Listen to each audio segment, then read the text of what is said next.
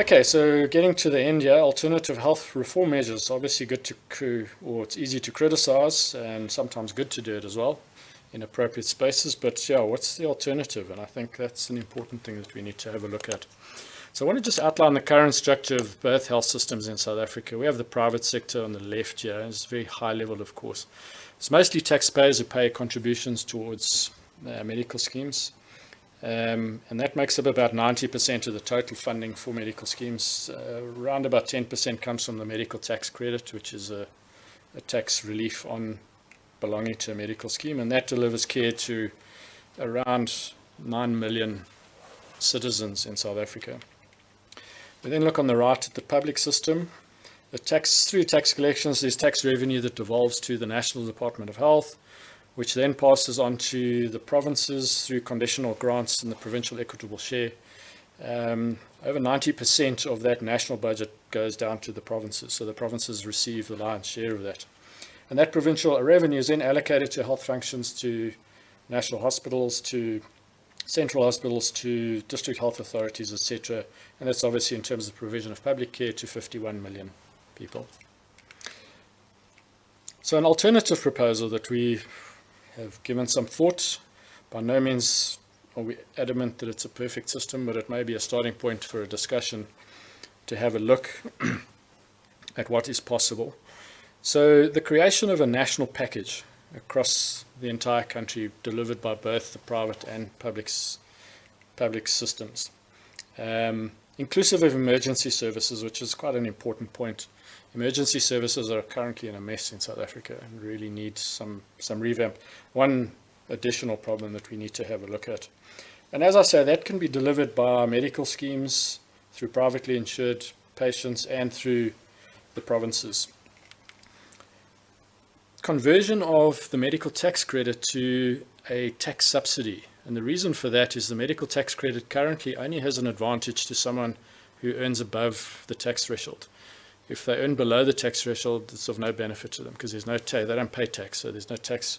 So rather to convert it to a given tax subsidy, which can either be paid to the medical scheme directly or maybe through the employer, but how that happens is not really important. But it becomes now a subsidy that everyone who belongs in this national package, if they are privately insured, and there is certainly some growth in this market currently in a very weirdly regulated manner. I mean, some of my colleagues sitting here will smile quite wryly at it. The regulatory-wise, it's very convoluted. But anyway, there is some demand and growth. A lot of employers willing to subsidize and pay for cover for their lower income staff who cannot afford traditional medical aid, so you have a water down. So that standardized minimum national package would be quite a low package to spread across the country.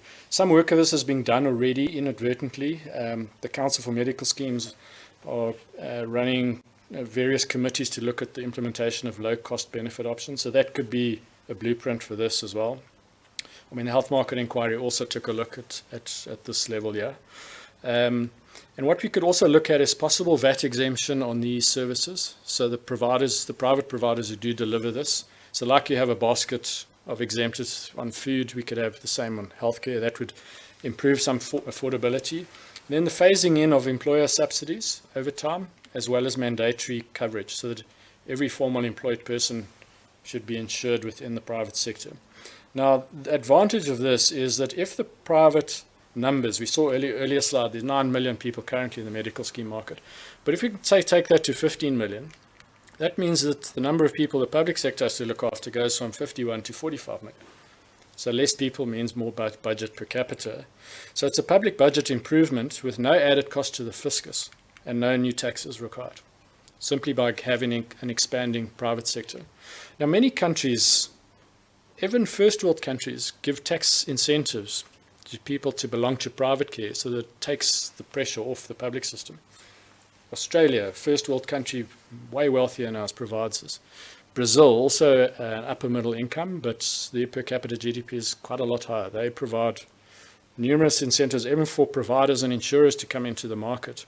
They give them tax breaks for like the first 10 years to come and establish and set up so that they can expand the private sector because it puts less pressure on the constrained finances of the public sector. Over and above that standardized minimum package, then medical schemes say would be free to build any package they want and sell that. So a higher level of cover, similar to the cover that would be currently available. But it doesn't exclude the provinces from doing the same, also delivering above that package to the level that they can and that they can manage within their budget.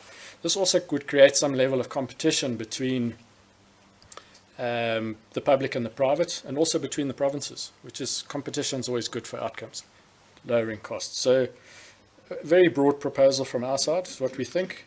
And I think importantly as well, this could be delivered by private and public providers. We're very siloed in South Africa. Private sector is only private insurers and private providers, and public on its side. Take a country like, again, Brazil. The public buys from private providers and public providers, and public sector buys from both private and public as well. So wherever the resources are available and they can deliver it, that creates the good competition again, and which brings down prices and improves the quality of services.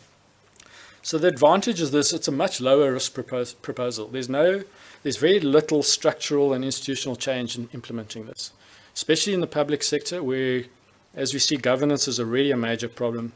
Trying to throw massive institutional changes onto that is going to end in tears. So this is it's a much lower risk proposal. It instills competition between private and public, as I was saying.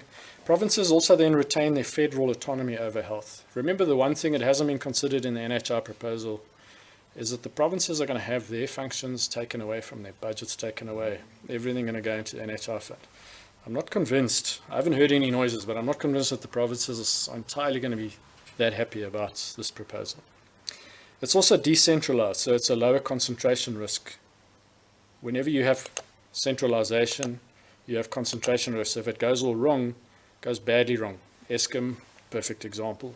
Okay, where you spread out, like federal systems. Switzerland's a federal state, so is the States, so is the US.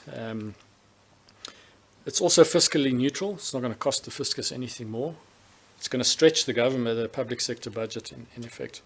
And as I said, leverages private sector capacity.